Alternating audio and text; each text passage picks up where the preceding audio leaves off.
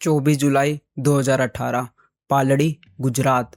पालड़ी के प्रभुवंश अपार्टमेंट में रह रहे हिरेन और जागृति राठौर मंगलवार की सुबह उनको एक इंटरनेशनल कॉल आता है। कॉल के दूसरे एंड पर शख्स ने उनको बताया कि उनका जवान बेटा मोलिन अब इस दुनिया में नहीं रहा। अपने बेटे की मौत की खबर सुनते ही हिरेन और जागृति की एक तरह से दुनिया ही उजड़ गई। उनका इकलौता होनहार बेटा, जिसकी कुछ महीनों बाद एजुकेशन कंप्लीट होने वाली थी, जिसके सामने पूरी ज़िंदगी पड़ी हुई थी। मोलिन की मौत की खबर उसके माँ बाप के लिए किसी भयानक सपने से कम नहीं थी। मोलिन और जागृति का रो रो के बहुत बुरा हाल हो गया था। कंडीशन ऐसी थी कि आस पड़ोस के लोगों के लिए भी उनको संभाल पाना मुश्किल हो गया था। मोलिन के फादर फायर सेफ्टी में काम करते थे। मोलिन बहुत शांत स्वभाव का था। वो पढ़ाई में बहुत होनहार था। उसका बस यही सपना था कि इंडिया से बाहर जाके पढ़ाई करके अपने माता पिता का नाम रोशन करना। इसलिए मोलिन के फादर अपने बेटे का सपना पूरा करने के लिए जी तोड़ मेहनत करते हैं। यहाँ तक कि उन्होंने अपना बंगला तक बेच दिया था। मोलिन पिछले 4 साल से ऑस्ट्रेलिया में रह रहा था।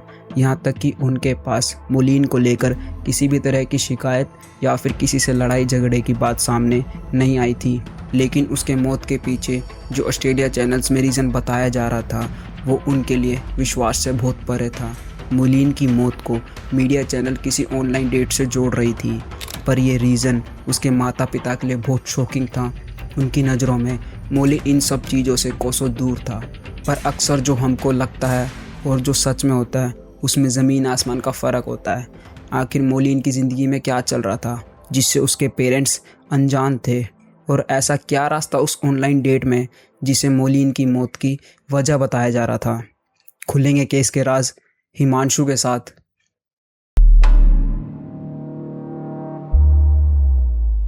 गुजरात में जन्मा मोलिन अपने माता पिता का इकलौता बेटा था, इसलिए उसको बचपन से ही बहुत केयर और प्यार मिला। मोलिन पढ़ाई में तो अच्छा था ही, साथ ही उसका नेचर भी बहुत बढ़िया था। अब स्टडीज़ कंप्लीट होने के बाद वो फर्दर स्टडीज़ के लिए ऑस्ट्रेलिया जाना चाहता था, पर उसके माता पिता की स्टेबल जॉब तो थी ही, लेकिन फिर भी अपने बेटे को बाहर विदेश भेजना फाइनेंशियली उनके लिए भी मुश्किल था। बट अपने लाडले बेटे का सपना वो किसी भी कीमत में पूरा करना चाहते थे, इसलिए मोलिन को ऑस्ट्रेलिया भेजने के लिए उन्होंने अपना बंगलो ही बेच दिया। आखिरकार मोलिन 24 साल की उम्र में ऑस्ट्रेलिया जा चुका था, जहां वो मेलबर्न के चार्ल्स स्टर्ट यूनिवर्सिटी से अकाउंटेंसी में मास्टर्स परस्यू कर रहा था। मोलिन बहुत हार्ड वर्किंग और फन लविंग नेचर का था। उसको पता था कि उसके माता पिता ने कितनी मेहनत करी थी उसको ऑस्ट्रेलिया भेजने के लिए, इसलिए वो उधर पढ़ाई के साथ साथ पार्ट टाइम फूड डिलीवरी भी करता था ताकि वो अपना खर्चा खुद उठा सके। मोलिन की स्टडी कंप्लीट होने से पहले उसके पास जॉब ऑफर लेटर था और साथ ही वो हमेशा के लिए ऑस्ट्रेलिया में शिफ्ट होना चाहता था। अब जनवरी 2018 को मोलिन अपने पेरेंट्स को सरप्राइज़ देने के लिए उनको बिना बताए उनके पास चला जाता है, और इस बार की मकर संक्रांति वो अपनी फैमिली के साथ सेलिब्रेट करता है, और करीबन 1 महीने का वक्त वो अपनी फैमिली के साथ गुजारता है। और इस दौरान मोलिन ने उनको अपने जॉब ऑफर के बारे में बता उनकी खुशियाँ डबल कर दी। साथ ही उसने अपने पेरेंट्स से ये कहा कि वो जल्द से जल्द अब अपनी जॉब से वॉलंटरी रिटायरमेंट ले ले और अपने सभी काम ख़त्म कर उसके साथ ऑस्ट्रेलिया में बसने की तैयारी कर ले, क्योंकि उन्होंने सारी ज़िंदगी उसके लिए सब कुछ किया है और अब वो नहीं चाहता कि उसके पेरेंट्स कोई काम करे, क्योंकि वो अकेला अब अपनी फैमिली को सपोर्ट कर सकता है। फरवरी 2018 में ऑस्ट्रेलिया वापस जाते वक्त मोलिन अपने पेरेंट्स से वादा करके गया कि इस साल नवंबर में वो वापस आएगा और फिर उन्हें भी अपने साथ हमेशा के लिए ऑस्ट्रेलिया लेकर जाएगा। किसी भी माँ बाप के लिए इससे ज़्यादा खुशी की बात क्या होगी कि अपने बेटे से ऐसी बातें सुनने को मिले, मानो ज़िंदगी भर की सारी तपस्या सफल हो गई हो। अपने बेटे की कामयाबी देख मोलिन के माता पिता अपने आप को बेहद खुशनसीब मान रहे थे, लेकिन उनको इस बात का एहसास तक नहीं था कि अगले आने वाले कुछ महीनों में उनकी ज़िंदगी में बस बदनसीबी ही रह जाएगी।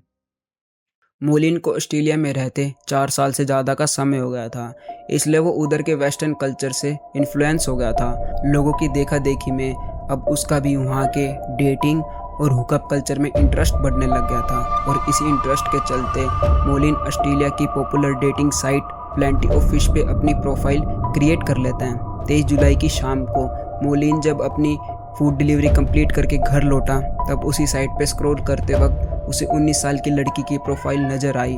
उस लड़की का नाम था जेमिली डोलगाय। उसकी प्रोफाइल देख मोलिन ने उसको मैसेज किया। इसके बाद फिर दोनों के बीच चैट स्टार्ट हो जाती। और सबसे गौर करने वाली बात तो ये है कि मात्र 7 मैसेजेस के बाद ही जेमिनी ने उसको अपने घर पे इनवाइट कर लिया था। दोनों के बीच जितनी भी बातचीत हुई थी उससे ये तो साफ हो गया था दोनों को एक दूसरे को लेकर सिर्फ सेक्सुअल इंटेंशंस थे। पर मोलिन के लिए ये दुनिया अनएक्सप्लोर्ड टेरिटरी थी। अब वो सिर्फ अपनी डिजायर्स के पीछे भागने लग गया था और यही वजह थी कि वार्निंग साइन ओपन होने के बाद भी वो उनको अनदेखा कर गया। और इसकी यही सबसे बड़ी गलती होने वाली थी। जेमी की डेटिंग प्रोफाइल बड़ी स्ट्रेंज और क्रीपी थी क्योंकि उसके बायो में बहुत एक्सट्रीम चीज़ें लिखी हुई थी, जैसे डार्क और अनकन्वेंशनल फैंटेसीज लाइक वैम्पायर और बॉन्डेज। वो बहुत एक्सट्रीम फैंटेसी में इंटरेस्टेड थी। और सबसे हैरान कर देने वाली बात तो ये थी कि मोलिन उसकी फैंटेसी को पूरा करने के लिए भी तैयार था। अब करीबन 8:07 पे मोलिन जेमी के घर पहुंच चुका था, पर उसको इस बात का अंदाज़ा नहीं था कि अब वो उसके घर से कभी वापस जाने नहीं वाला था। 23 जुलाई 2018 53 मिनट्स लेटर रात 9 बजे सनबरी पुलिस के पास इमरजेंसी नंबर 00 पर एक कॉल रिसीव होता है। I think I have killed someone. I think I killed someone. I didn't want to, but I did it. He came, he didn't seem scared. I strangled him. He's on my bed. It feels so good. I don't want to be a killer. ये वो पहले शब्द थे जो police उस call पे सुनती है। इसके बाद बिना किसी देरी के पुलिस उस लोकेशन पे पहुंच जाती है और सबसे पहले पुलिस जेमी के घर की तलाशी शुरू कर देती। और जैसे ही पुलिस उसके बेडरूम में पहुंचती है उनको उधर उसके बेड पे एक लड़के की लाश मिलती है। उस लड़के की गर्दन पर रस्सी लिपटी हुई थी और उसका शरीर भी ठंडा पड़ने लग गया था। पर आखिर ये लड़का था कौन? ये लड़का कोई और नहीं बल्कि मोलिन ही था। फ़ौरन उसको हॉस्पिटल ले जाया गया पर डॉक्टर उसको नहीं बचा पाए।